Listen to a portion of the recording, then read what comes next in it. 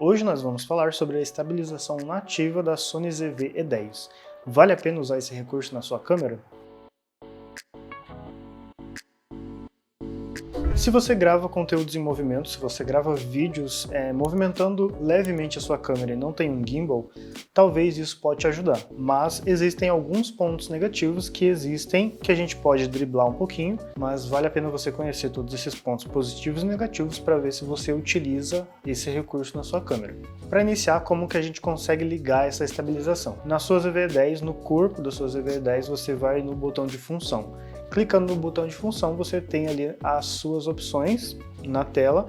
Vai ter uma função que tem uma câmerazinha desenhada com uma mão do lado. É para movimentar, né? O sentido de movimento.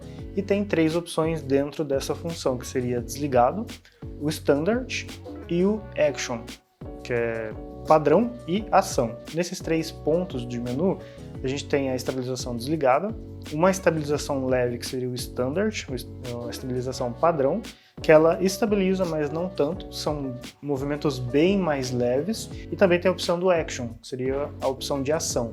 Ela estabiliza muito mais, mas também tem os efeitos que ela traz, são muito mais fortes na imagem e no vídeo que você vai criar, do que comparando ao desligado ou ao standard. Essa é a minha imagem com a função estabilização em action ligado. Ele tem um fator de crop bem grande, eu não alterei a minha milimetragem de lente, ela ainda está em 16mm, não me movi de lugar, apenas cortei o vídeo para colocar essa função ligada e agora você está vendo qual que é o fator de crop que existe nela. Obviamente você não viu diferença nenhuma no movimento porque minha câmera está num tripé, mas esse ponto aí foi para mostrar o fator de crop, o quanto ela vai dar uma escalonada, né? Quanto ela vai mexer no zoom da sua imagem, mesmo você querendo ou não, mesmo você movimentando ou não a imagem, ela dá esse crop. Por que ela dá esse crop? Para ter espaço, para ter abrangência, né? Ela cortou mais ou menos aqui, eu acho, mais ou menos, para ela ter todo esse espaço sobrando de borda para conseguir estabilizar digitalmente e conseguir trabalhar com a imagem dentro da própria câmera e já entregar uma imagem toda estabilizada. Principalmente na parte de action, ela traz uma imagem estabilizada, você consegue ver uma movimentação meio gelatinosa.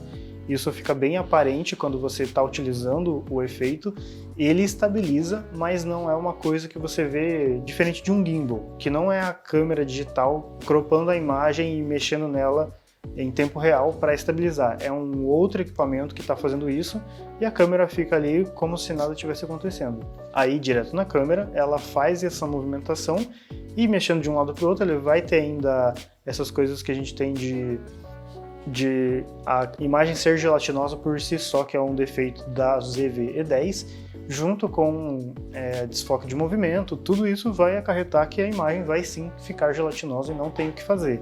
Principalmente se for um movimento mais abrupto, um movimento mais forte, ele vai mostrar isso, a câmera vai conseguir estabilizar um pouco mais, mas você vai ver que ainda vai ficar um pouquinho esquisito. Tem esse ponto que é super negativo, que é bom para se pensar em relação à estabilização da ZV-E10. Então, quando poderia ser utilizado?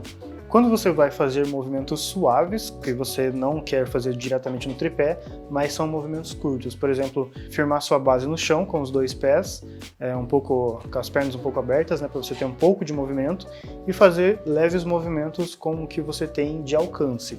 Também fazer alguns movimentos de detalhe em algum objeto, alguma coisa que não dá para fazer no tripé ou você realmente não quer fazer no tripé, coisas bem pontuais dessa forma. Não recomendo andar com ela para fazer como se fosse um gimbal, assim, de um traveling, alguma coisa assim, para seguir algum tempo assim reto e querer estar bem estabilizado, que isso não vai funcionar muito bem. Pode funcionar, mas você tem que estar com o andar muito bem treinado. Da mesma forma que um gimbal, você tem que estar com o andar treinado, não vai conseguir fazer de primeira ou correndo assim, tem que estar muito bem, tudo certinho para você conseguir um caminhar fluido dessa forma. Se você for caminhar assim, andando normal e falando com a câmera, no estilo vlog, ele vai sair um pouco mais suave, ele vai te ajudar na estabilização, não vai ser aquela coisa mais estabilizada do mundo, como se você tivesse com um estabilizador, um gimbal ou um celular que realmente estabiliza da mesma forma, da mesma mecânica, só que às vezes um pouco até melhor, mas ela vai te ajudar aí um pouquinho. Aí nesses pontos que você entendeu como funciona a estabilização e vai querer utilizar ela, você vê se cabe a Standard ou se você vai direto para o Action. Lembrando sempre do fator de crop que vai existir, ele vai forçar mais a estabilização, é pensado para a ação, como o nome mesmo diz, mas vai ter esse fator de crop, vai ter essa imagem mais gelatinosa por padrão. Para finalizar então, vale a pena utilizar essa estabilização? Se você for fazer coisas pontuais, como a gente disse anteriormente, vale super a pena.